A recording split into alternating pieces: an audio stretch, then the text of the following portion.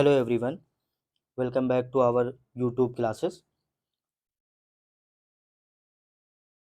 Dear student, आज हम आपके लिए लेके आए हैं एमयू क्लास 11th का जो इम्पोर्टेंट क्वेश्चन है बायोलॉजी सेक्शन में, जो कि कई साल एमयू में पूछा जा चुका है। तो चलिए स्टार्ट करते हैं। सबसे पहला क्वेश्चन है, chromatin material is made up of. तो सबसे पहले क्रोमैटिन क्या होता है? Chromatin refers to a mixture of DNA and histone protein that form the chromosome, जो क्रोमोसोम बनाता है, found in the cell of the humans and other higher organism जो होते हैं उनमें मिलता है। इसमें मेनली जो हिस्टोन प्रोटीन होती है वो पैक्ड करती है डीएनए को जीनोम में into a highly compact form so that can the DNA fit in the cell of the nucleus.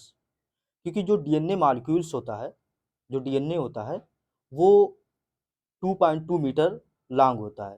तो इतने बड़े डीएनए को कैसे सेल में पैक्ड किया जाए, उसके लिए सबसे पहले जो डीएनए मॉलिक्यूल्स होता है वो रैप्ड होता है अराउंड द हिस्टोन प्रोटीन, जो कि फॉर्म करता है बीड लाइक स्ट्रक्चर, जिसको न्यूक्लियोसोम कहते हैं। Then the nucleosome further coiled होता है कंडेंस फॉर्म में और एक फाइब्रस मटेरियल बनाता है जिसको बोलते हैं क्रोमैटिन। सो क्रोमैटिन जो होता है वो डीएनए एंड हिस्टोन प्रोटीन का मिलकर बना होता है। तो इस क्वेश्चन का जो करेक्ट ऑप्शन है ऑप्शन 1। उसके बाद नेक्स्ट क्वेश्चन देखते हैं, which one of the following cell organs help to keep the cell clean by digesting any foreign material. तो लाइसोसोम जो जिसको सुसाइड बैग भी बोलते हैं या सेल क्लीनर भी बोलते हैं, वो यूज़ किया जाता है to eat the foreign particle. जैसे कोई माइक्रोऑर्गेनिज्म है, वायरस है, जिससे बॉडी को हार्म पहुंचे या कोई भी एनी फॉरेन पार्टिकल्स जिससे सेल को हार्म हो, तो जो लाइसोसोम होता है वो उसको डाइजेस्ट करता है। क्योंकि लाइसोसोम जो होता है वो मेम्ब्रेन बाउंड सेल ऑर्गेनेल होता है जिसके पास डाइजेस्टिव एंजाइम होते हैं, जिसको हाइड्रोलिटिक एंजाइम भी बोलते हैं। तो जो लाइसोसोम होता है उसके पास ऐसे ही 40 टाइप के हाइड्रोलिटिक एंजाइम पाए जाते हैं, जिसमें मेनली लाइपेज होता है, प्रोटीएज होता है और ग्लाइकोसाइडेज होता है। सो इसका करेक्ट ऑप्शन है क्वेश्चन नंबर 2 का लाइसोसोम। उसके बाद क्वेश्चन नंबर 3 देखते हैं, which one of the following can not multiply outside the living cell. तो वायरसेस जो होता है वो living and non living cell के बीच की एक कनेक्टिंग लिंक होता है। वायरसेस अगर सेल के अंदर है तो वो लिविंग है, वो मल्टीप्लाई कर सकता है। लेकिन अगर वायरस को कोई भी सेल से बाहर निकाल दिया जाए तो वो मल्टीप्लाई नहीं कर सकता, वो नॉन लिविंग थिंग में कंसीडर किया जाता है। सो इसका करेक्ट ऑप्शन है क्वेश्चन नंबर 3 का ऑप्शन सी, वायरसेस। उसके बाद क्वेश्चन नंबर 4 देखते हैं, which one of the following is called suicide bag of a cell. अभी दूसरे क्वेश्चन में मैंने बताया कि लाइसोसोम जो होता है उसे सुसाइड बैग या सेल क्लीनर भी बोला जाता है। उसके बाद नेक्स्ट क्वेश्चन देखते हैं, in which cell organs the complex sugar may be made from simple sugar. तो एक साइंटिस्ट थे कैमिलो गॉल्जी, जिन्होंने डिस्कवर किया था गॉल्जी बॉडीज को। It is found in all the eukaryotic cell, they are membrane bound organelles present in the cytosol. तो जो lysosome होता है वो साइटोसोल में पाया जाता है और मेम्ब्रेन बाउंड ऑर्गेनेल्स होता है।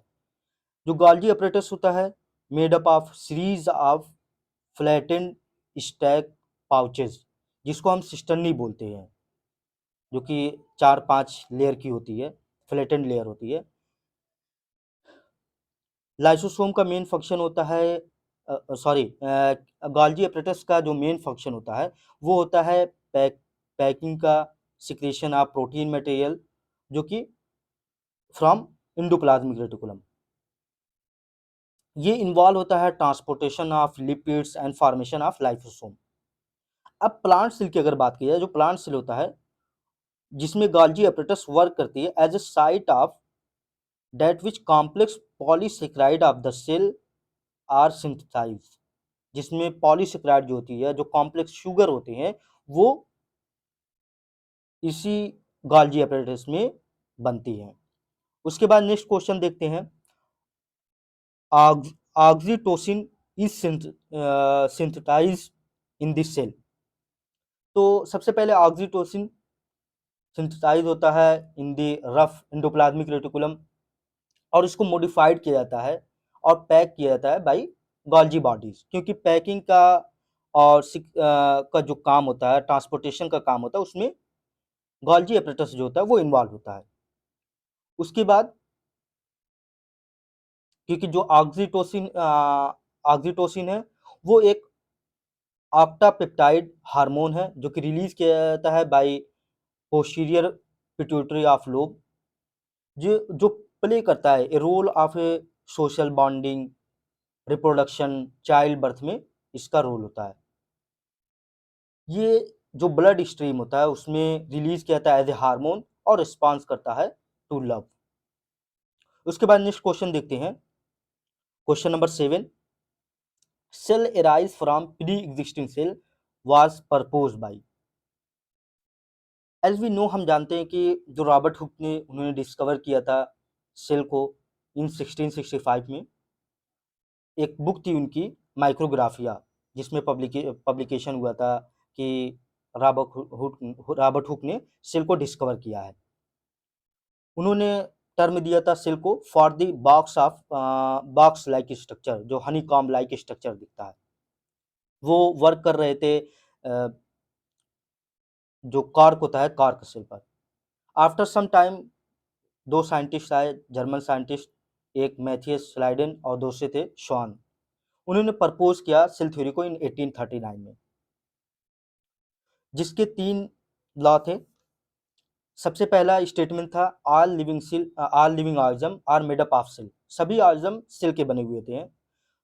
उसका दूसरा स्टेटमेंट था the cell is the most basic structural and functional unit of life. उसके बाद कुछ टाइम बाद एक साइंटिस्ट आए, रोडोल्फ विर्चो, 1855 में। उन्होंने एक स्टेटमेंट दिया, उन्होंने सेल थ्योरी को इलेबोरेट किया। उन्होंने कहा कि all cell arise from pre existing cell, जिसको हम बोलते हैं ओमनी सेलुला ई सेलुला। तो इसका करेक्ट ऑप्शन है रोडोल्फ विर्चो। उसके बाद नेक्स्ट क्वेश्चन देखते हैं, question number 8, Robert Koch won the Nobel prize for the. Robert Koch को नोबेल प्राइज मिला था किसके लिए? रॉबर्ट कोच को, जिन्होंने फाउंडर कहा जाता है मॉडर्न बैक्टीरियोलॉजी का, उन्होंने आइडेंटिफाई किया था कैजुअलिटी एजेंट जो कि डिजीज पैदा करते हैं, लाइक ट्यूबरकुलोसिस, कॉलरा, और उसका एक्सपेरिमेंटल सपोर्ट दिया था for the concept of infection disease. उसके बाद इनके इस काम के लिए, उनके इस आउटब्रेक रिसर्च के लिए जो कि उन्होंने ट्यूबरकुलोसिस में पर किया था, he receive the Nobel prize in the field of physiology and medicine. तो इसका करेक्ट ऑप्शन है ट्यूबरकुलोसिस। उसके बाद नेक्स्ट क्वेश्चन देखिए, the correct difference between prokaryotic and eukaryotic. इसमें पूछा गया कि correct difference, most appropriate difference जो है प्रोकैरियोटिक और यूकैरियोटिक का, उसको बताइए।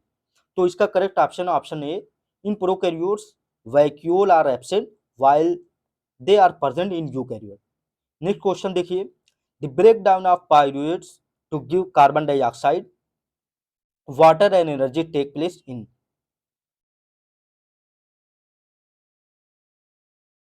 सबसे पहले हम ब्रेक डाउन ऑफ पायरुवेट जो होता है using oxygen take place in the mitochondria.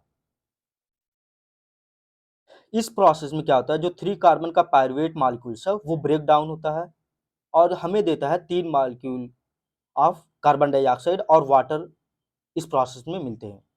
और इस प्रोसेस, क्योंकि ये प्रोसेस ऑक्सीजन के प्रेजेंस में हो रही है, इसीलिए इसको बोलते हैं एरोबिक रेस्पिरेशन, क्योंकि यहाँ रेस्पिरेशन हो रहा है। उसके बाद जो एनर्जी रिलीज होती है इस प्रोसेस में वो ज़्यादा होती है, मच ग्रेटर होती है देन द एनारोबिक रेस्पिरेशन। तो इसका करेक्ट ऑप्शन है ऑप्शन सी। उसके बाद नेक्स्ट क्वेश्चन देखते हैं, the function of ribosome is, जो फंक्शन होता है राइबोसोम का मेनली वो सिंथेसिस ऑफ प्रोटीन में होता है। इसको डिस्कवर किया था G.E. पैलाडे और इसके लिए उन्हें नोबेल प्राइज दिया गया था 1974 में।